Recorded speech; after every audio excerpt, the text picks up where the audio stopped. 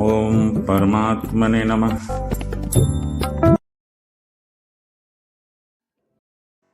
योग पर चलने वाले या साधना करने वाले को अभ्यास और वैराग्य, ये दो चीज़ें परम आवश्यक हैं।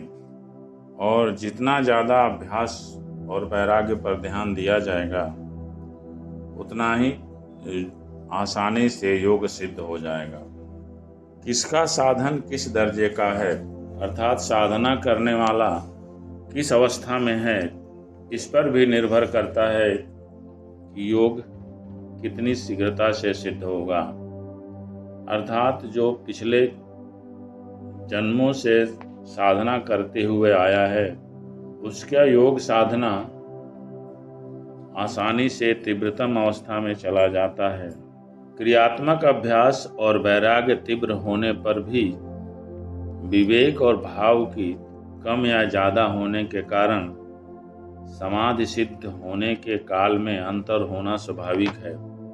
अर्थात यदि पहले से साधना नहीं किया गया है, पिछले जन्मों या पूर्व में साधना नहीं किया गया है, तो इस जन्म में हम बहुत परिश्रम करते भी हैं, अभ्यास और वैराग्य करते भी हैं, लेकिन कर्मों के अनुसार हमारी भावनाएं विवेक को जन्म देती हैं और समय सिद्धि के समय में अंतर पड़ जाता है।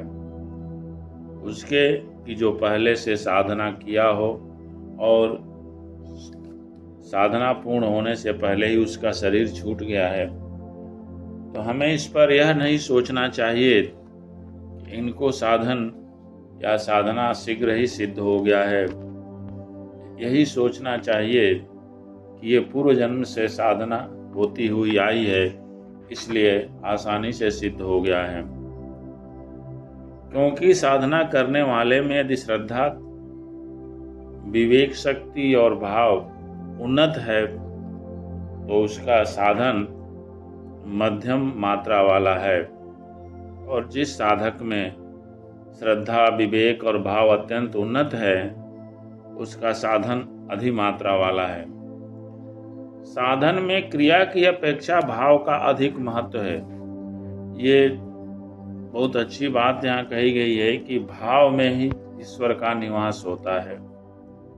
भाव अवश्य भगवान, ईश्वर भावनाओं के बस में होता है, क्रिया के बस में नहीं होता है। नहीं तो बहुत से हठ जोगी या हठ करने वाले लोग यदि क्रिया पर ही ईश्वर की सिद्धि निर्भर होती तो आसानी से उसकी प्राप्ति हो जाती है, लेकिन इसमें क्रिया से ज़्यादा भाव का महत्व होता है। हमारी भावना क्या है, और भावना हमारे संस्कार से बनती है, और संस्कार हमारे पूर्वजनित कर्मों का परिणाम होता है। अतः भाव का होना अति आवश्यक है। जो भावनात्मक अभ्यांतर स्वरूप है वह उनकी मात्रा यानी दर्जा है।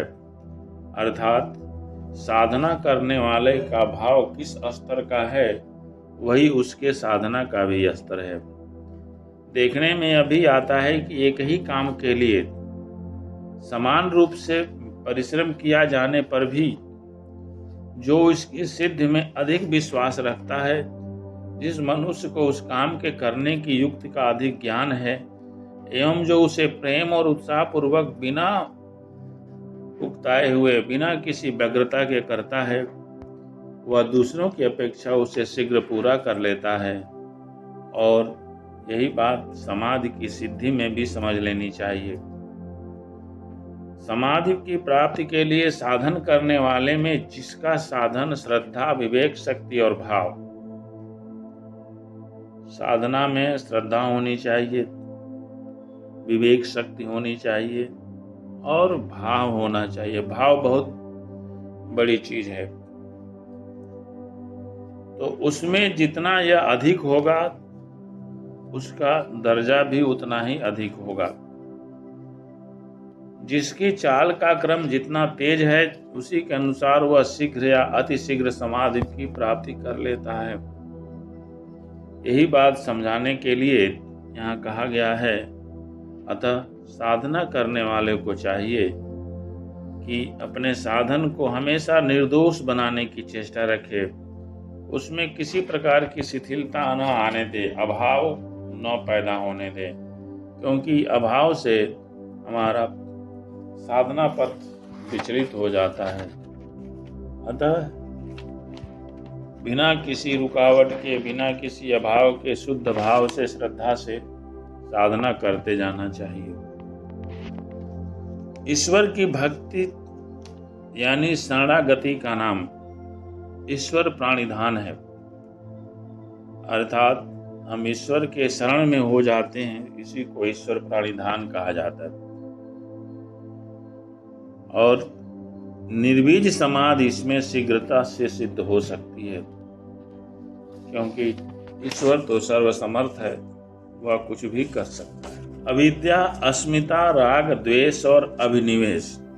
योग साधना में 5 क्लेश बताए गए हैं। कौन से क्लेश हैं? तो अविद्या है पहली, अस्मिता है, राग है, द्वेष है और अभिनिवेश है। कर्म 4 प्रकार के हैं, पुण्य है, पाप है, पुण्य और पाप मिश्रित तथा पुण्य पाप से रहित। कर्म 4 प्रकार के होते हैं, पुण्य कर्म, पाप कर्म, मिश्रित कर्म तथा दोनों से रहित कर्म। कर्म के फल का नाम विपाक है। जो कर्म हमको मिलता है योग में उसे विपाक कहा जाता है। कर्म का फल को विपाक कहा जाता है। और कर्म संस्कारों के समुदाय का नाम आशय है। जहाँ कर्म संस्कारों के समुदाय उपस्थित होते हैं, जन्म जन्मांतर से कर्म तो करते ही आए हैं। समस्त जीवों का इन चारों से अनादि संबंध है, अर्थात क्लेश, कर्म, विपाक और आशय। इन चारों से समस्त जीवों का संबंध रहता है, किंतु ईश्वर का तो कभी भी इनसे न संबंध था, न है और न होने वाला है। इस कारण उन मुक्त पुरुषों से भी ईश्वर विशेष है, यह बात प्रकट समझना चाहिए। 4 चीजें क्या क्या हैं? तो पहला है क्लेश। क्लेश क्या है? 5 हैं। अविद्या है, अस्मिता है, राग है, द्वेष है, अभिनिवेश है। दूसरा है कर्म। कर्म 4 प्रकार के हैं, पुण्य है, पाप है, मिश्रित है और दोनों से रहित है। और जो कर्म के फल हैं उसका नाम विपाक है। और कर्म संस्कारों के समुदाय का नाम आशय है। ये 4 चीजें समस्त जीवों को बांधे रखती है। मुक्त जीवों के पीछे संबंध नहीं रहता तो भी पहले संबंध था ही, किंतु ईश्वर तो इन सबसे परे है। जिससे बढ़कर कोई दूसरी वस्तु हो वह सातिशय है, और जिससे बड़ा कोई न हो वह निरतिशय है। ईश्वर ज्ञान की अवधि है, उसका ज्ञान सबसे बढ़कर है। उसके ज्ञान से बढ़कर किसी का भी ज्ञान नहीं है, इसलिए उसे निरतिशय कहा गया है। ईश्वर को निरतिशय कहा गया है क्योंकि वह सबसे बड़ा ज्ञानी है, उससे बड़ा किसी का ज्ञान नहीं है, उसे निरतिशय कहा गया है। जिस प्रकार ईश्वर में ज्ञान की पराकाष्ठा है, उसी प्रकार धर्म, वैराग्य, यश और ऐश्वर्य आदि की पराकाष्ठा का आधार भी उसी को समझना चाहिए। जिससे बढ़कर कोई दूसरी वस्तु हो, अर्थात सातिशय वह होता है जो अपने आप में अनुपम न हो, उससे भी बड़ा कोई हो, लेकिन ईश्वर से बड़ा कोई नहीं होता है, उसे निरतिशय कहा जाता है। योग मार्ग में उत्पन्न होने के कारण सबका गुरु ब्रह्मा को माना जाता है, परंतु उसका काल से अवच्छेद है, वह भी काल के वश में है। ईश्वर स्वयं अनादि है और अन्य सबका आदि है। वह काल की सीमा से सर्वथा अतीत है, वहां तक काल की पहुंच भी नहीं है, क्योंकि वह काल का भी महाकाल है। इसलिए संपूर्ण पूर्वजों का भी गुरु यानी सबसे बड़ा है और पुराना सबको शिक्षा देने वाला है। नाम और नामी का संबंध अनादि और बड़ा ही घनिष्ठ है। उसका वर्णन किया है। शास्त्रों में नाम जप की बड़ी महिमा है, को सबसे श्रेष्ठ माना गया है। तुलसीदास जी ने भी ओम उस परमेश्वर का वेदोक्त नाम होने से मुख्य है। इसी वर्णन से श्री राम, श्री कृष्ण आज जितने भी ईश्वर के नाम हैं उनके जप का भी महात्म समझ लेना चाहिए। अर्थात नाम के बस में नाम ही होता है। साधना करने वाले को ईश्वर के नाम का जप और उसके स्वरूप का स्मरण चिंतन करते रहना चाहिए। जो लोग प्रारंभ कर रहे हैं उनकी बात बताया जा रहा है, जो अवस्था में आगे बढ़ चुके हैं। इसी को मुंडक उपनिषद में भी ओंकार की उपासना का विधान बताया गया है। ईश्वर प्राणिधान अर्थात ईश्वर की भक्ति या शरणागति कहते हैं। ईश्वर की भक्ति के और भी बहुत से प्रकार हैं, परंतु जप और ध्यान सब साधनों में मुख्य होने के कारण और नाम और नामी के स्मरण रूप एक ही प्रकार का वर्णन है। गीता में भी यही वर्णन आया है। अतः सारे विघ्नों का जो है निवारण कर लेना चाहिए। ईश्वर के भजन स्मरण से उनका अपने आप नाश हो जाता है और दृष्टा के स्वरूप का ज्ञान होकर दृष्टा अर्थात अंतरात्मा कैवल्य अवस्था भी उपलब्ध हो जाती है। अतः यह निर्बीज समाधि की प्राप्ति का बहुत ही साधारण या सुगम उपाय है। योग साधन में लगे हुए साधक के चित्त में विक्षोभ उत्पन्न करके उसके साधन से विचलित करने वाले 9 योग मार्ग के विघ्न माने गए हैं। अर्थात योग मार्ग पर चलने वाले के लिए 9 तरह के विघ्न होते हैं जो उसे साधना से अलग कर देते हैं। पहला है शरीर, दूसरा उसी में इंद्रिय समुदाय और चित्त में किसी प्रकार का रोग उत्पन्न हो जाना व्याधि है। दूसरा है अकर्मण्यता अर्थात साधनों में प्रवृत्ति न होने का स्वभाव, वह स्त्यान है। तीसरा है अपनी शक्ति में या योग के फल में संदेह हो जाने का नाम संशय है। चौथा है योग साधनों के अनुष्ठान की अवहेलना करते रहना भी यह प्रमाद है। तमोगुण की अधिकता से चित्त और शरीर में भारीपन हो जाता है, यह भी साधना में विघ्न उत्पन्न कर देता है। विषयों के साथ इंद्रियों का संयोग होने से उनमें आसक्ति हो जाने के कारण जो चित्त में वैराग्य का अभाव हो जाता है उसे अविरति कहते हैं। योग के साधनों को किसी कारण से विपरीत समझना अर्थात यह साधना ठीक नहीं है ऐसा झूठा ज्ञान हो जाना भ्रांति दर्शन है। साधन करने पर भी योग की भूमिकाओं का अर्थात साधन की स्थिति का प्राप्त न होना यह अलब्ध भूमित्व है। इससे साधक का उत्साह कम हो जाता है। योग साधना से किसी भूमि में चित्त की स्थिति होने पर भी उसका न ठहरना अनवस्थित तत्व है।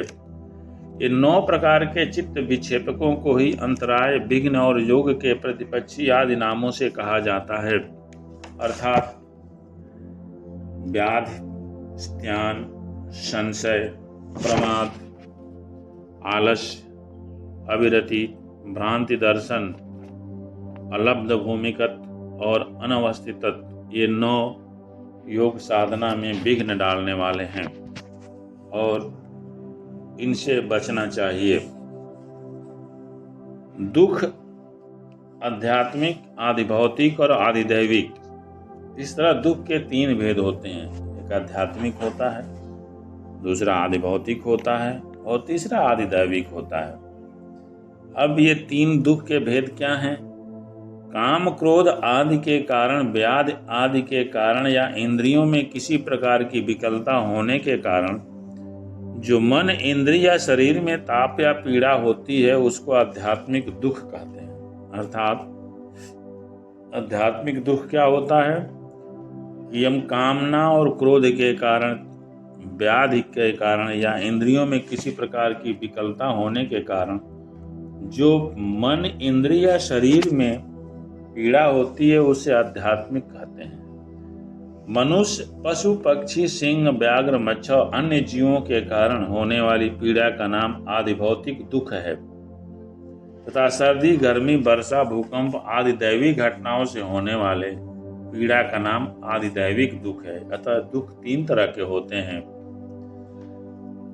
फिर दूसरा है दौर्मनस्य। इच्छा की पूर्ति न होने पर जो मन में क्षोभ उत्पन्न होता है उसे दौर्मनस्य कहते हैं। अंगमेजत्व, शरीर के अंगों में कंप होना, यह अंगमेजत्व है। श्वास है, बिना इच्छा के बाहर की वायु का भीतर प्रवेश कर जाना, ये बाहरी कुंभक के विघ्न हो जाना श्वास है। पश्चात या प्रश्वास, बिना इच्छा के ही भीतर की वायु का बाहर निकल जाना अर्थात भीतरी कुंभक में विघ्न हो जाना प्रश्वास है। यही श्वास और प्रश्वास होता है। ये पांचों विक्षिप्त चित्त में ही होते हैं, समाहित चित्त में नहीं होते हैं, इसलिए इनको विक्षेप सबो भी कहते हैं। अतः दोनों प्रकार के विघ्नों का नाश ईश्वर से ही संपन्न हो सकता है, ईश्वर की भक्ति से ही हो सकता है। उसके सिवा यह दूसरा उपाय बतलाया गया। भाव यह है कि किसी एक वस्तु में चित्त को स्थित करने का बार बार प्रयत्न करने से भी एकाग्रता उत्पन्न होकर विघ्नों का नाश हो जाता है। अतः यह साधन भी किया जा सकता है। शेष आगे। जय माता।